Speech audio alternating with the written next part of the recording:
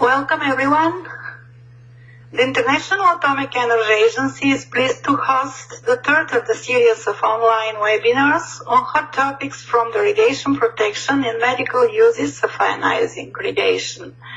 My name is Zhenya Vasilyeva. I'm radiation protection specialist in the radiation protection of patient unit of the IAEA, and I'll be your moderator today.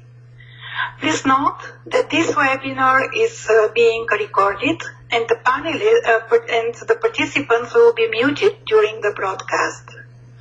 The recorded webinar will be available for later viewing from the webinar page of the RPOP website.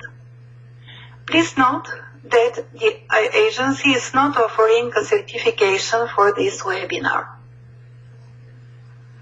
Today's webinar will last approximately 60 minutes, including a specific question program. You may enter questions and comments at any time during the presentation. Please use chat box for questions related to technical aspects of the connection, and type your questions and comments to the presentation in the Q&A box that is in the right corner of the screen. On behalf of the Radiation Protection of Patient Unit, I am pleased to introduce briefly the activities of the agency related to radiation protection in medicine and guided by the statutory role of the IAEA to establish or adopt standards of safety for protection of health and to provide for the application of these standards. The current international basic safety standards for the radiation protection and safety of radiation sources set requirements for achieving radiation protection of people and safety of sources in all uses of ionizing radiation, including medical uses. The efforts in the field of patient safety are to develop and to promote practical approaches in support to the implementation of the BSS in member states. A variety of resources is available from the dedicated website on radiation protection of patients, our POP website. There are training packages, information for health professionals, patients and public, safety reports and other publications, posters, leaflets, and many other resources. Through the Technical Cooperation Program, the agency organizes tens of events every year in different countries in the world. The newest activity, the live webinars, the first two being focused on eye lens injuries and eye lens dose estimate, and the today's topic is also related to the interventional radiology, but focusing on radiation injuries induced by radiation-induced skin injuries in patients from interventional procedures. It's my great pleasure to introduce today's speaker, Professor Madan Rehani. Dr. Rehani is currently a visiting scientist and professor at the Harvard Medical School and Massachusetts General Hospital in Boston, and adjunct professor at the Duke University Medical Center in Durham, North Carolina, in the United States. He was formerly a radiation safety specialist at the IAEA for 11 years, and during his tenure, he initiated and conducted a large number of training programs for interventionalists from different specialties and coordinated studies on the detection and avoidance of injuries. He has been member of the International Commission on Radiological Protection and has been associated with some of the publications of the ICRP on this issue. So it's time now to hand over to the speaker, Professor Rehani. The floor is yours. Okay, thank you. Can you have the slides, please? Okay, fine. Thank you. So the topic today is radiation-induced skin injuries in interventional procedures. Much of what I am going to talk today pertains to the work which I did through the IAEA. My present affiliations are depicted here. Why the emphasis on skin injuries? The first main point is the detection and diagnosis. Many injuries go undetected and misdiagnosed, so awareness on the issue is helpful from that point of view. And second main point is the prevention. If this webinar can help prevent even few of the injuries, the purpose is served. We spend millions on small dose reduction for achieving the limitation of stochastic risks or even controlling microsevere doses to workers. So here it's a question of prevention, which means that it is a definitiveness of the action against the other situations of stochastic where it is predictive, unpredictiveness. So it's like putting the money in the bank where you are definite of the interests and some returns coming. So tissue reactions like skin injuries, whatever actions one takes, there is a definite return associated with that. In addition, there is an issue of agony of the patient. A typical patient with injury may not be able to lie on the back or on the side of the injury. One may not be able to sleep or at the most for a couple of hours. The pain is many times very critical. One may exhaust the financial resources, the insurance resources, and uncertainty about the healing. So with that in background, the learning objective for today's webinar are to become familiar with the risks associated with radiation for skin injuries in fluoroscopic examination, to learn about the problems in detection of such injuries and means to improve the detection, and to learn about factors that can help avoid such injuries. What is outside the scope of this talk is how to manage the injury. Let's see the skin. Although we talk about the skin, the issues involved with skin injuries are much deeper than the epidermis, which is the top layer. The dermis and hypodermis also have the possibility of skin injuries. So when we talk about the skin injuries, it means injuries in the deeper layer also. The salient point of skin injury, one of the salient point of skin injury is that radiation-induced injuries are the type of tissue reactions, which previously they were called as deterministic effect. ICRP now prefers to name them as tissue reactions. And they are the better studied among the other tissues in the body, but when it comes to the X-ray energies used in interventional practice, the information available is not that good.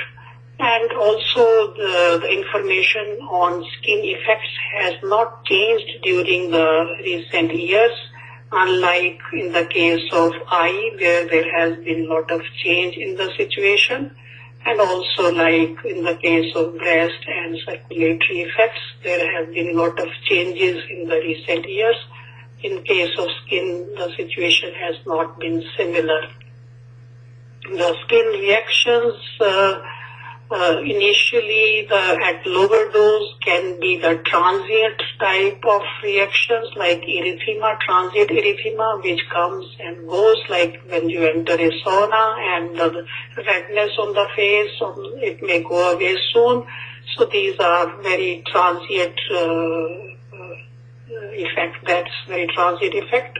In the literature, it has been mentioned about happening at 2 gray, but the experience of our colleagues shows that normally they are observed in the interventional practice at around 5 gray and in 2 to 5 days. So at 2 2-grade is difficult to find in the interventional practice, radiation-induced, even transient erythema. And this is related to change in the vascular permeability, which leads to the transient erythema. And in skin effects, one comes across often disturbed disquamation, which comes from Latin word disquamere, which means like scraping the scales of a fish, or skin peeling, or shredding the outermost membrane. So that is one of the common skin effect.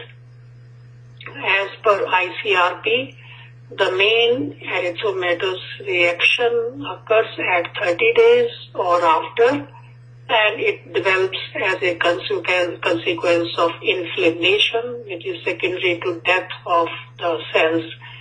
So unlike the stochastic effects, where the damage to the DNA is the one which leads to, in the case of tissue reaction, it is the death of the cells. So it is not related with the DNA damage of that kind. And a late wave of erythema can be seen approximately 8 to 10 weeks after the exposure. And based on the experience, ICRP has suggested the trigger levels, and those trigger values are for air karma at patient entrance reference point of 5 gray, or a skin dose of 3 gray, or a karma area product of 500 gray centimeter square. The reference point dose of 5 gray will translate to about 3 gray of the skin dose, because the skin dose is less as compared to the point, and it happens the peak skin dose will be less because the tube is varying and distributing the dose at the skin. So it's a question of the peak skin dose which really will make the impact or the effect. ICRP has dealt into the threshold dose, and a terminology which ICRP has given is the estimated dose for 1% incidence, and it is called as ED1. And this denotes the amount that is required to cause a specific observable effect in only 1% of the individuals exposed to the radiation. This is not a true threshold, and it is used in practical sense for protection purpose. For erythema, the ED1 value has been given to be 5 to 6 gray received in a single exposure, and for desquamation and necrosis, 6 to 10 gray, and temporary epilation around 4 gray. One often feels that the radiation doses in radiotherapy are high, but one needs to see that. Let us see this example on the right side. Typically, a radiotherapy patient is provided 2 gray at the level of the tumor inside the body, and if you see the right curve at the skin surface, it may be 20, 30, 40% of that. So 2 gray and 20% of that, 1/5 means 0.4 gray or so, or half a gray or little more. So the skin dose even in much less than what one get in interventional procedures. So one has to keep in mind that many interventional procedures which lead to high skin doses, the doses are higher than in radiotherapy. Even in electron, where skin sparing effect is much less, the doses may not be that high. So one has to keep in mind the high doses involved in many interventional procedures. Going over to hair loss, it is typically temporary. For example, on the left side, this is for alopecia after radiation exposure from cerebral aneurysm study, and on the right side after 14 weeks, it is total regrowth. So hair loss is mostly temporary.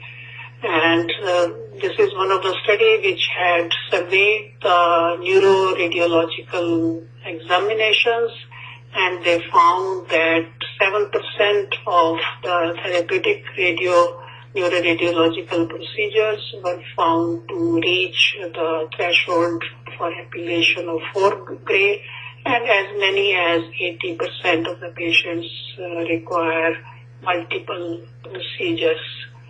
In the training programs which we had conducted through IAEA, among the trainees, cardiologists, we used to say that, okay, look at the lower part of the legs, and out of 20, sometime one person will have the hair loss like this. So both of these were detected in the training programs among the interventionists. So with that, going back to the learning objective, we have talked about the risks, and let's look at the occurrence of these injuries. Occurrence will depend upon the dose, which we have talked about. How much dose is needed for the threshold dose? We have talked about that this is not a stochastic effect, but tissue injury. We have talked about threshold.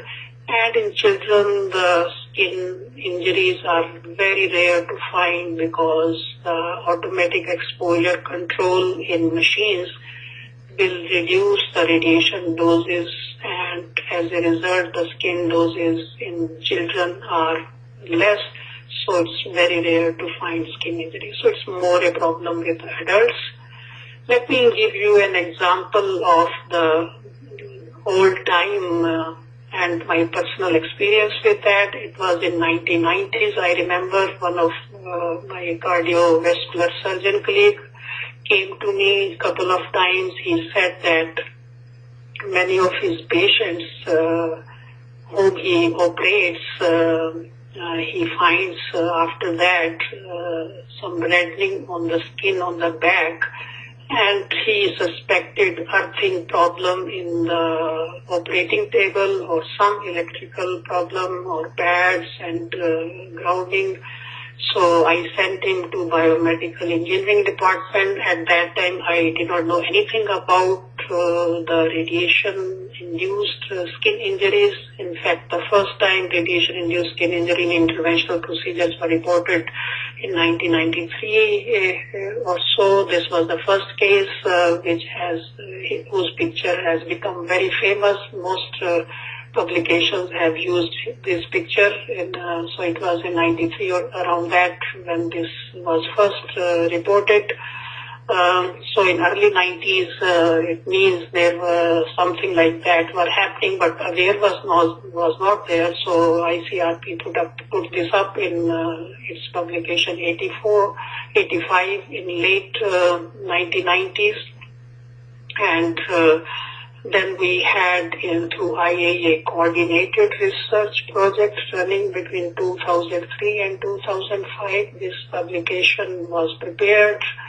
Through that, in that we had experts from US like Dr. Lou Wagner, and we discussed that how is it that many of the skin injuries are being reported or have been reported from US. We don't see the similar injuries from outside the US. And then during the project, one of our Japanese colleagues who was participating in the project, he brought out these injuries from Japan. So it was then evident that they are existing not only in US but outside.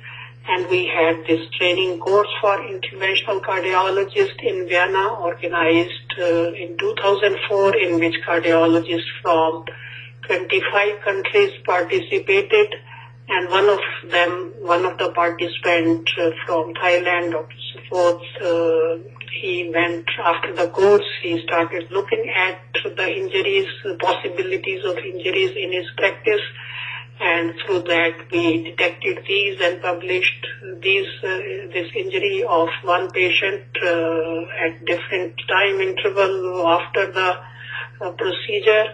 the details of the procedures were that this patient had undergone 5 interventional procedures, chronic total occlusion. The first, second, third information was not available about the dose. It was in 2008 and earlier, but the fourth procedure performed in 2010 March, and then another after a few days, 20 days, another procedure. The fifth one, the dose information was available, and the air karma value was 31.8 gray, so which is a fairly high dose, and that is what led to the skin injury in this patient. So we also, from the same group of silent Dr. Safout and all, we found that there were 3 more cases observed of skin injuries, which we reported in International Journal of Cardiology. And in these, like 17 gray third procedure, in the second patient 12 gray in the third procedures, in the next patient 19 at the fourth and 5.9 at the fifth. So the repeated procedures performed, these are all patients of chronic total occlusion, CTO, which typically require repeated multiple interventional procedures. So, and now of course all these cases are doing well after detection and care of these patients. What were the lessons we learned from these is that the initial hypothesis that injuries could be happening but not being detected was correct because of the awareness which got created through the training actions which we initiated through the IAA. These interventional cardiologists went back and started looking, so we detected these injuries. In the initial years, it was felt that these injuries happen only with patients with heavy body build, but then the injuries we found in Japan and some of in Thailand, they indicated that no, that is not the only factor, maybe one factor. So they must be happening in other patients throughout the world in a way. And one lesson which we learned from these injuries which I have shown is that there were 2 new machines in the department, and one of the machine was giving 2 to 3 times dose output for the similar settings. So it means, and that was the machine in which all these 4 patients which had injuries were from there. So it means that the machine was delivering higher radiation dose, and then engineers were asked about it. He made the setting, and after that, there have not been any injury. So that highlights the importance of testing the radiation output, and also it highlights the importance that the service engineer may not be always familiar with the dose rates which need to be maintained, which kept, for example, FDA provides this value, the value in Europe and the countries may be different, so one has to see the maximum dose rate permissible and go by that. And in all these cases, the patient entrance reference point dose was in 2 digits, that is 10 or more. So that these were the lessons, and multiple procedures were involved in all these cases. Another case which we had from Malaysia, which was not ultimately published in the journal, but it is available on one of the newsletter, is in the percutaneous aortic endovascular stent graft. So that also leads to the vascular surgical procedures.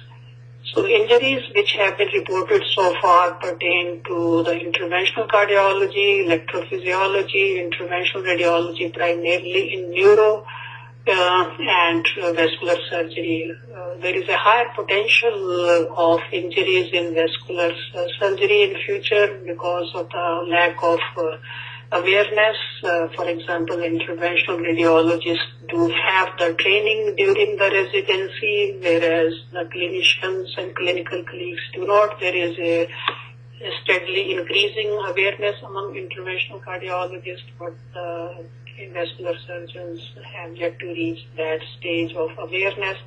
So one has to create the awareness in that respect.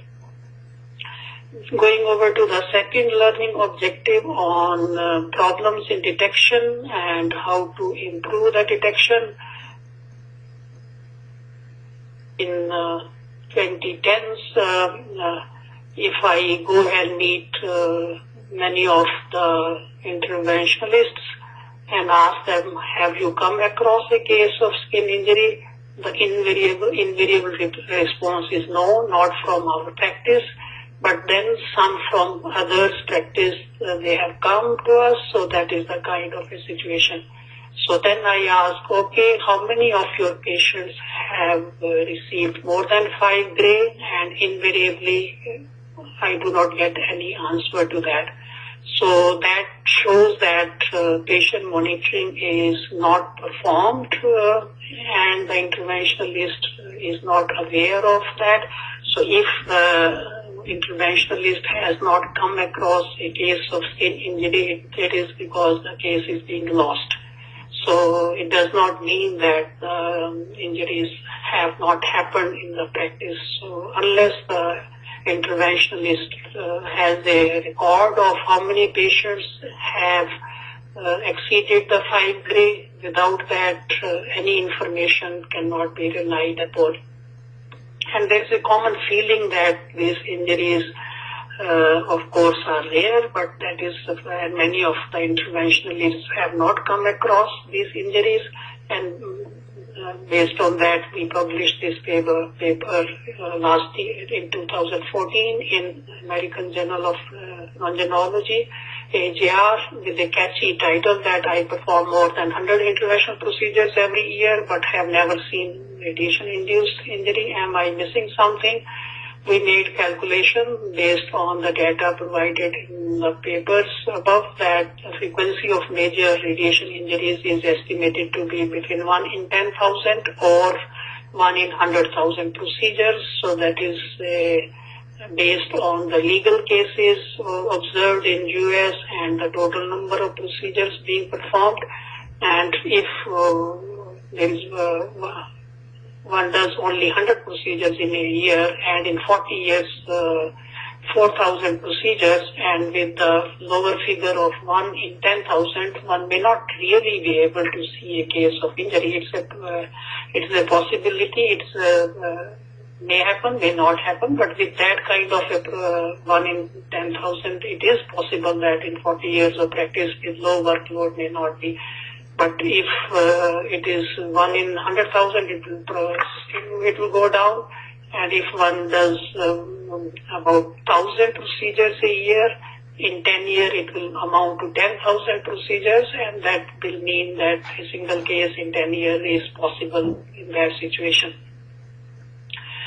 So if we estimate the number of injuries which may be happening in the world, there are 3.6 billion X-ray examinations performed in the world as per data of UNSCARE, the United Nations Scientific Committee on Effects of Atomic Radiation. Typically 1% of the interventional procedures are typically 1% of all X-ray examinations are interventional, so that leads us to this figure. And based on the frequency of 1 in 10,000 or 1 in 100,000, it amounts to 360 or 3,600 injuries per year. So this number is the type of injuries which we estimated, and we published that in this paper also, that they must be they could likely be happening. Obviously, one does not see reports of so many injuries, so there is chance that the injuries are being missed, and one has to keep that in mind. The reports in academic journals are unlikely to be published as a academic paper, because once some reports have been published, so then subsequently it becomes difficult to publish. Case reports can be, but not everybody has the capability or willingness or even feel to publish, and lawsuit informations are difficult to come out. With that, if we are not able to see reports, but the estimation, looking at the estimation, one has to imagine that these must be happening, and that is something which one cannot rule out. So with that, the message which is still valid is injuries could be happening but not getting detected and reported. The problems in detection and diagnosis which have been many years ago and still they may be valid. Patient has a problem with the skin. Typically, he or she will go to the general physician. Then the patient will be referred to the dermatologist. So neither general physician would be aware of such injuries, nor dermatologist would have ever come across with injuries of the kind, because the typical injuries they come across are insect bite, thermal burns, defibrillator, and all that. So they are treated as per the non-radiation, and severe injuries can get worsened with that. So there have been examples of patients going to the internet and finding more information about the injury and sort of diagnosing the cause of the injury themselves rather than through the medical system. So this has been documented in the past, and it appears the same would likely be still valid. So learning from these injuries in the past that operator is not aware of the patient's radiation dose. The patients are not followed appropriately after the procedure because often they are not aware of the subsequent injury. And regarding the dose monitoring in the training courses which we had organized through IAEA, for example, I mentioned about the first one in Vienna, but after that there have been large number of training courses we had organized through IAEA in which participants were asked, and one of the questions was, do you measure radiation dose to the patient? And we found that there are lesser number of people who say that no, we do not measure. So there is some impact of training, and this has to be continued and pursued. Going over to the third learning point, how to avoid such injuries. There are two dose quantities which machines provide, the Karma area product and the Karma at patient entrance reference point. The first one, the Karma area product, will not give indication about the skin injury directly. It's related to the stochastic risk, whereas the second factor is directly related to the skin injuries. On the RPOP website, there is a page which really gives a lot of information. It says IC gray centimeter square and milligray on the monitor of my angio machine. What do these quantities represent? So there is an answer for that, and there are other answers to make people familiar with what those quantities are available in the machine and what do they represent. So I will encourage participants to look at this. This is very meaningful information to create understanding about the dose figures. And for avoiding the missing of detection, any case with reference point air karma more than or equal to 5 gray, the patient should be asked to keep a watch on the skin for 2 to 5 weeks, report back to the interventional facility. Also proactively, the staff from the facility should call the patient at 30 days to check if there is any problem with the patient's skin, and then record in the file of either no injury or its presence. So this small procedure is very, very, very effective in the routine practice, and one will not miss any injury by using this. One should also keep in mind some radiosensitive patient, for example, ataxia, telangiectasia, which has a very rare occurrence, 1 in 40,000 to 1 in 100,000.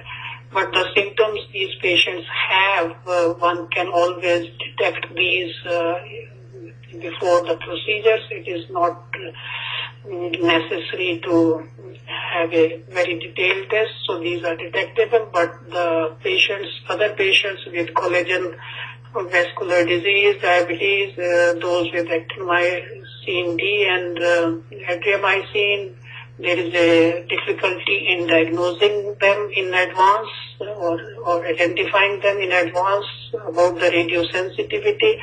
To the best of my knowledge, there is no test available because the genetic tests are not practicable. So one has to keep the possibility in mind rather than having a confirmatory view beforehand. So the system of high-grade could miss such cases of sensitivity, patients with sensitivity. If there are indications of radiosensitivity, then one has to be instruct and one can avoid missing. And there are rare exceptions of these, without indication. Again, looking back in 1990s, typically injuries were reported without information on dose, and most cases one had to calculate the approximate dose based on estimation. Now in 2010, most of the dose information is largely available, but fewer reports of injuries are coming, so there has been effect of the awareness and actions. And the change, if one asks a decade ago, have you come across cases of skin injuries in patients to interventionalists? The typical answer used to be no, never. And the interventionalist will say that I can never imagine that the procedure that I do can lead to such injuries. But now there is a slight change that not in my practice, but there are few from other outside which I have mentioned. So there is a realization that the procedures can lead to injuries, but then unless dose monitoring is there, one cannot be sure. Let's see the typical scenario when one talks to a clinical interventionalist concerned about the protection of staff and self. And when one asks about patient dose, then one typically goes blank. So in a better situation when the dose monitoring and there is awareness of the dose, that is better with the clinical interventionalist. And the best situation is I will describe in 3 parts: before procedure, during procedure, and after procedure. In best situation, one will examine the previous radiation exposure history of the patient, examine the skin of the patient, look for condition that can increase radiosensitivity, and to be sure that machine is not giving high radiation output. And during the procedure, remind oneself that patient protection is more important, and every effort to reduce patient dose will result in proportionate reduction in operator dose, and monitor the patient dose. And after the procedure, if karma area at patient's entrance reference point is more than 5 gray, to provide instruction to watch changes in the skin at likely areas in 2 to 5 weeks. In NCRP 168, there is a short form or format which one can use to give to the patient so that patient can provide feedback on that. Then proactive action, which I mentioned before, from the facility to call patient in 30 days and then make a note in the file. So with this, one can see that there can be no chance of missing the injury by performing that. I'll give you a good example from one of the facility from Professor Bono's, in which they had surveyed 708 procedures and 19 patients, that is 5.9%, were included in follow-up based on the skin dose, and in 2010 it became less, so to 1%. So if one sees the interventional neuroradiology, interventional cardiology, and interventional radiology, the number of patients who needed follow-up have reduced significantly, and that is the example of continual actions which lead to lesser patients needing the follow-up also. So, for example, this was again from the Professor Vano's group during 2009. 19 patients had the cases which needed follow-up. 8 patients suffered alopecia also. Then during 2010, optimization program was introduced, and then the maximum dose measured in a single procedure were 1405, and this cumulative dose of 110.8, and also there is a real-time dose display system these days available, which can be very helpful. So, an example is, so there is another paper which is of interest from the same group, the importance of patient dosimetry and clinical follow-up in the detection of radiodermatitis after long PCIs. So there is a lot of information that is available. What can different stakeholders and different professionals do? For example, for medical physicists, first thing is one should be clear with the radiation units the machine is providing, and the ARPOB website page, which I depicted in a few slides before, is a very good to be aware of what these quantities mean, and then to ensure that machine is not providing higher radiation output. Again, I have mentioned this before, inform the interventionalist about potential for radiation-induced injuries, and coordinate on follow-up of patients with more than 5 gray, make a note in the file. Service engineers to be aware about the maximum dose rate also in CineMode. The 10 pulse poster available on the ARPOB website is also very good. They are for patients' protection, which really contain the most important 10 points with that. So in perspective, the benefits of interventional procedures are overriding and unquestionable. So, but when it comes to like hearty meal, one doesn't talk about that benefits are there of the meal, but the risk is risk. So the risks have to be kept in mind, and the benefits, of course, are understood that they are very beneficial.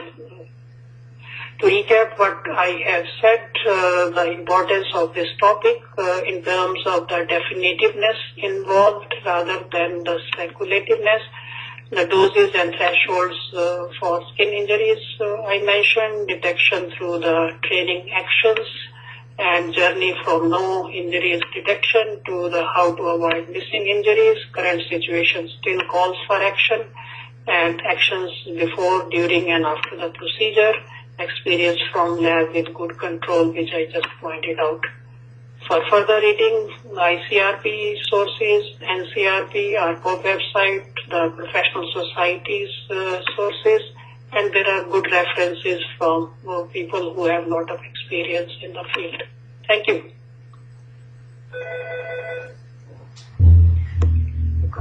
So thank you very much, Madam, for this excellent overview of the skin injuries. The questions started coming.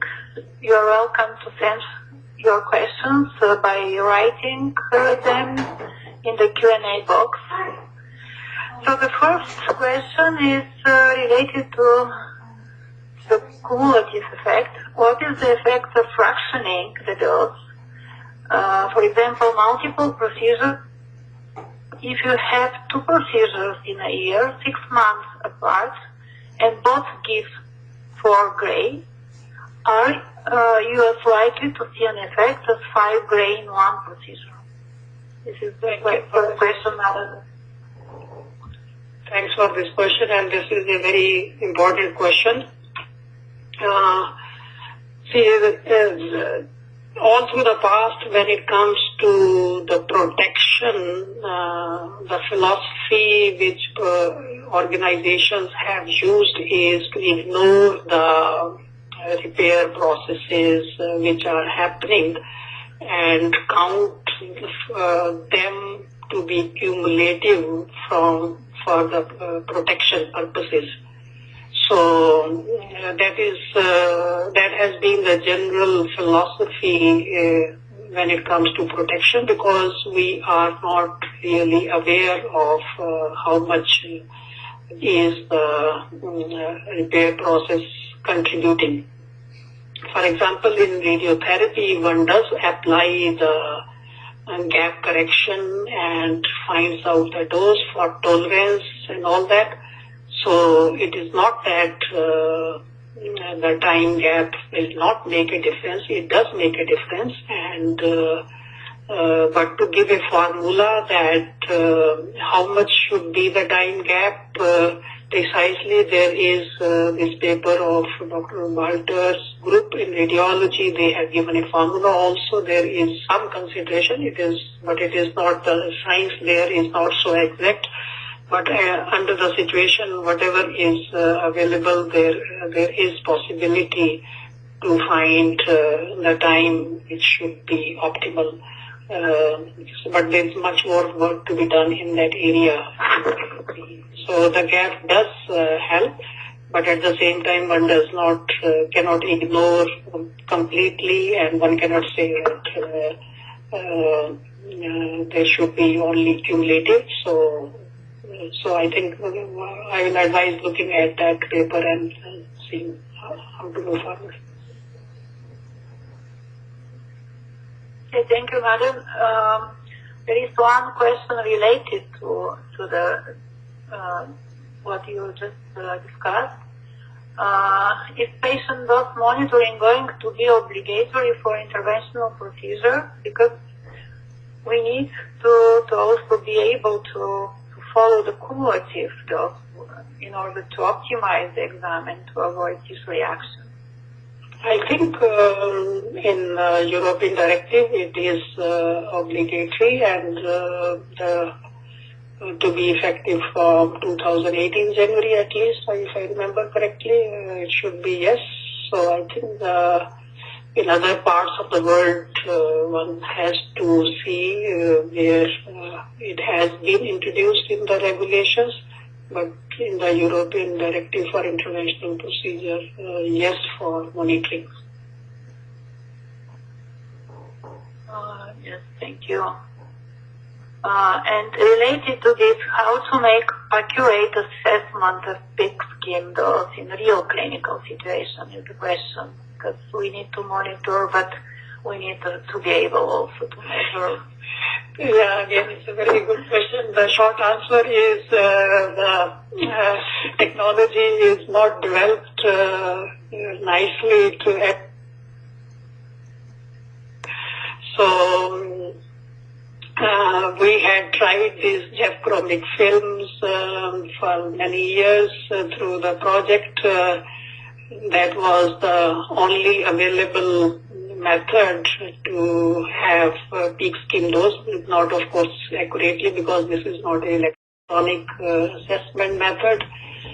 There is a lot of research going on estimating the peak skin dose from the position angles recorded in the machine, in the DICOM header and reference dose measurement. So at the moment, like the one slide which I showed about the automatic registration, so it is coming up, things are moving in that direction, but it is at early stage that one is able to assess the peak skin dose. So all the machines, most of the machines at least, or rather all, have these days air karma at the entrance point, and that is the one which is of course not the peak skin dose. So I think at the moment things are at a primitive stage in estimating the peak skin dose in large part of the world. Thank you. You mentioned that there are individual sensitivity. So there is a question: how can I diagnose or measure sensitivity in a person? Again, the short answer is no. There are no practical tests available to the best of my knowledge which can help. Theoretically, the genetic tests can do that, but they are not practicable. So at the moment, one can get indications from whatever I said, but not diagnose exactly. There is an interesting comment in support to your presentation, saying that it's coming from Colombia, saying that there were more than 20 patients with alopecia 2 or 3 weeks after an interventional procedure. The main problem was that this case was not reported. That's why we don't have information. So I think you already commented, but I just wanted to highlight. Yeah, but it is good that the person has mentioned here, because for listeners from all over the world, this is a clear message that things are happening or may be happening, but they are not being reported. So always people feel that, oh, skin injuries, they are so rare that one need not bother about them. So, and that's why the estimation which I depicted of 360 to 3,600 cases happening every year, one should keep that in mind. And if one really has some mechanism to get to have informal feeling, like he or she said, this feedback is very, very important. And these informal reports of that kind also are valuable in adding to the hypothesis that injuries are likely happening everywhere. Yes, and there is need to inform for the possibility of this, not only professionals, but also other medical specialists, dermatologists, general practitioners, that the awareness should be raised. Okay, there is a question, why 5 gray and not 2 gray? Well, that I think I have explained already, that we are talking of 5 gray as the reference point dose, because that is what we are measuring, that is what is available on the machine. So one has to talk in terms of that. One cannot keep on talking about something like peak skin dose, because which is not available. Tomorrow when the peak skin dose becomes available, this 5 gray will get changed. It will come to the lower value. And also, as I mentioned, that the information available is not so much from the interventional procedures on the dose-effect relationship. It is more from megavoltage therapy, X-rays and all that. So with that, I think at the moment what we have is the reference point dose, which is, and based on that 5 gray is the one. Below that, it is very, very unlikely to see effect. Yeah, thank you. The question regarding the reference point dose, is the backscatter radiation from the patient an important factor, is the question. Does the reference point dose takes account of that? Yes, it is. First, it is the important factor, yeah. Yeah, usually in diagnostic imaging, it's an important factor. In X-ray, backscatter is increasing.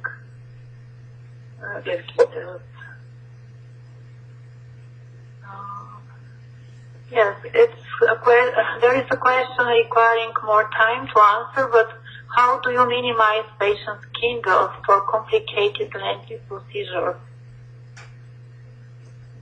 You can briefly summarize. First thing that if a department or a facility has people who are trained or oriented towards dose management, then this is not a big issue. And where people are not oriented, this is a big issue even for routine management of dose, not only for skin injuries. So it is an overall training issue and orientation, which is needed and which is helpful. So, if let us assume a situation where the people are not oriented, so even in the non-complicated situation, there will be risk. So whereas in other cases where the people are all well oriented towards radiation protection actions which can be taken, need to be taken, then the risks can be managed, because way back in ICRP 85 when all the reports of skin injuries were surveyed, the one statement which came out clearly was that the severe injuries are preventable. At least the severe injuries are preventable. So it means the analysis shows that if the actions are taken, the injuries can be prevented, and the actions are well described, and even in the 10 Pulse poster, these actions are good and quite good. I think you already answered, but let's repeat again how important is dose tracking software, disinfectant here in the interventional procedures. Do we need really software for that? It's helpful, but we can manage without software, I think, if it's not available. But please give your answer. Well, not many machines have the dose information from angio machines in the DICOM header. It is becoming more and more prevalent. Like in CT, the dose information is always there. So their tracking of the previous exposure is easy to make. But in interventional, not all machines have the capability to bring the dose information in the patient file in the same manner as in CT. So this is a issue of technology. With time, if the machine is providing, or if one can ask the engineer to provide feature for extracting from the DICOM header, then it is possible. But I know it's not that easy as in CT, and one requires some definite actions. And important aspect is to record those individual patient dose in the patient records, to be able to follow up this patient. Right. Okay, a question related to cost. Has anyone published the cost for treating subsequent injuries, including things like hospitalization and surgery? As I said that this talk, I was keeping that aspect out. So, and also I think I will prefer not to give comment on that issue, because I don't think I am a real expert in that. Yes, I personally don't. I'm not informed about such kind of publications, but they may be available. Does skin coloration play a role in inducing skin injuries in addition to BMP? Yes, it does. The paper again of Walter and et al. In radiology has a coverage on that, how the white skin is more susceptible and all that. So there is information available on that.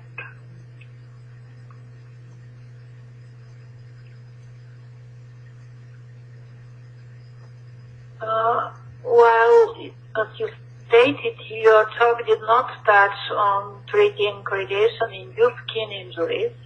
Are you aware of any good resources covering this area? Sorry. Covering the treating the radiation injuries. Because you mentioned that you are not touching this. The resources, yes. Even the paper, even this NCRP report 168, which I mentioned, has good information. There was a whole issue of the health physics in which mesothelial cells, the grafting of these cells There are a couple of papers on that. So there has been a lot of work in that direction, and there are good publications available on that. So at least these two documents, NCRP and one issue of health physics, I think is 2011 or so. The complete issue was there on handling the skin injuries. Many of those injuries are from nuclear accidents, but also mention of the medical accidents. So there are resources available, yes. Okay, thank you. And one more question, I think. How important is the contribution to the peak skin dose for cone beam CT?